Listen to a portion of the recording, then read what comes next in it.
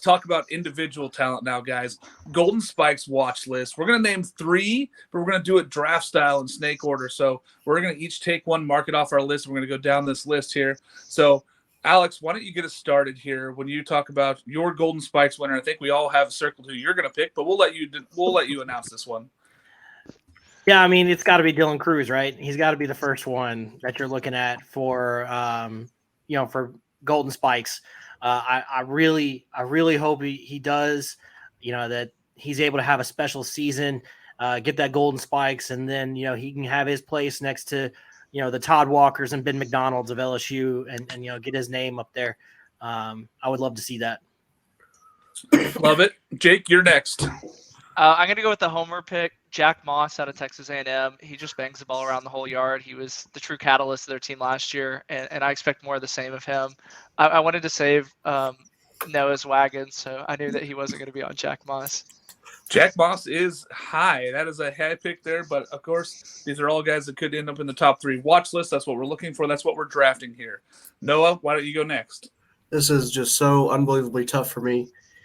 But I'm going to take the smarter pick over my wagon. Give me Paul Skeens, somebody who's going to be all over ESPN all year. Shohei Ohtani, hard to pick against a guy that does both. Yeah, Alex was saying he throws 100 miles an hour. Well, guess what? He can hit a ball 110 miles an hour. So it's going to be really interesting to see how they use him this year as a utility player. But he is very talented, and he's going to be surrounded by so much talent, the LSU lineup. It's going to be tough to get individual awards there, but they might get a lot of team awards down there. AJ? I was very much hoping this guy would fall to me. Vance Honeycutt. He is, he's a true 5-tool guy. It is unreal what he can do to a baseball. He can just impact the game in so many different ways. He is as dynamic as they get. I'm very happy he fell to me. Like I said, the Mike Trout of college baseball, I think that he really does do everything for that team. It's going to be interesting to see how much love he gets for that North Carolina team. I think North Carolina's have to be a little bit better than they were last year to get that love. So I get back-to-back picks here. So I just absolutely just won this draft. I'm going to take – my first pick is going to be Jake Geloff from Virginia. I think he could have a 25 home run season for that team. And then my second pick is going to be somebody that everybody's sleeping on, Carter Graham out of Stanford. I'm going to take him. I think that he's just going to hit, he might hit 400 this year and might hit 30 home runs and lead the Pac-12 in a lot of stats. I think he's going to be a dude. So I'm going to take Carter Graham as my number 2 pick. AJ? That's who I was going to pick. I'm going to counter you with another first baseman. I think Nick Kurtz could take that next step. He hit 15 bombs last year. I think he could be the Ivan Melendez of this year. I think he could hit 25, 30. That approach is unreal. More walks than strikeouts. Wake Forest, he's going to have protection in that lineup. I think he could be an absolute catalyst this year. All right. I like that one. Back to Noah. Yeah, I'm going to go ahead and take the arm, Chase Dolander. Best pitcher in baseball. I feel like I would regret if I didn't take him right now. Yeah, that's a high idea. That's a good pick there. Golden Spikes traditionally hasn't gone to pitchers unless they're super dominant. He's going to be splitting up that award kind of 3 ways with the 3-headed monster that Tennessee has, but he still might be the best overall and get the stats in that award there. Jake? I'm going to go with our 6-tool player because of personality, Rock Riggio. I think he breaks out even more than he did last year, and I think it's going to be can't miss TV, and he's going to be the most talked about player not wearing purple and gold this year. And I think just the way he kind of handles himself, I think is a plus too as well. Jake is going the most exciting team so far. They're just going to be doing the ball 500 feet plus for every time. Alex, where are you going here? You get 2 picks back to back. So you're going to get your last second round pick and the first third round pick. Lucky you. Well, for my picks, I'm kind of surprised this guy's still here, but Wyatt Langford at Florida.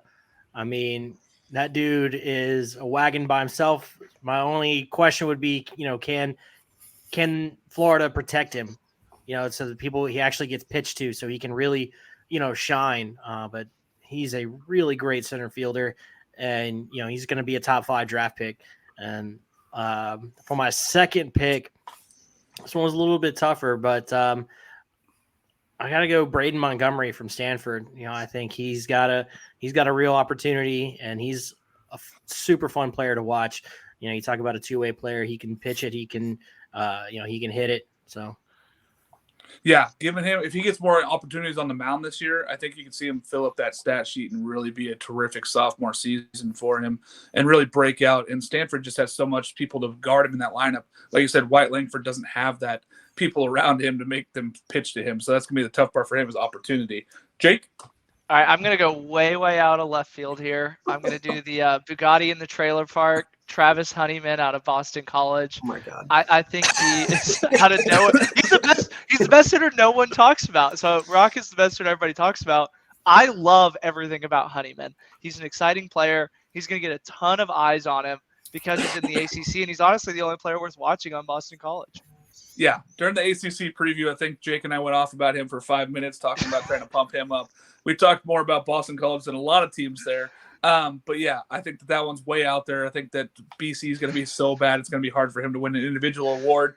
But hey, kudos to you for going that way with that. Noah? Yeah, it's coming down to a few guys for me, but I have to go with Yo-Yo Morales. Yohandi is such a great player. He's going to hit the cover off the ball every time.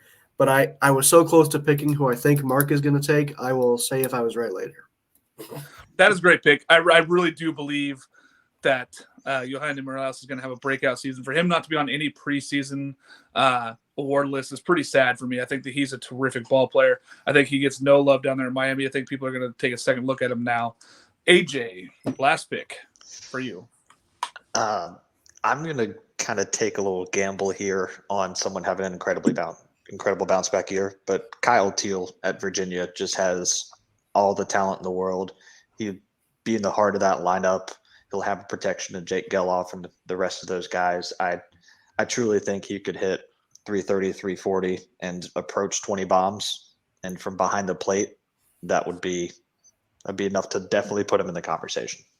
Him being back made me feel a lot better about my Jake Geloff pick because that just gives him the opportunity to get those opportunities. Those two guys are so great bouncing off of each other, so it's going to be great. So my last pick here is going to be an easy one for me. I really thought somebody else would steal this. Matt Shaw from Maryland, the shortstop there. He's going to hit 30 home runs. He's going to lead this ball club. Maryland's going to be a top 16 team by the end of the season. They're going to get a host. Matt Shaw, Maryland, that's where I'm going with my last pick. Is that what you had there, Noah? No, I was thinking you were going to go Braden Taylor, TCU, and I was tempted to pick him, but I was really leaning hard that direction, but when I saw Shaw was still available, I'm taking Matt Shaw just because the stats alone. That guy is so good and he's so talented. He's going to be first-round talent there down from Maryland. So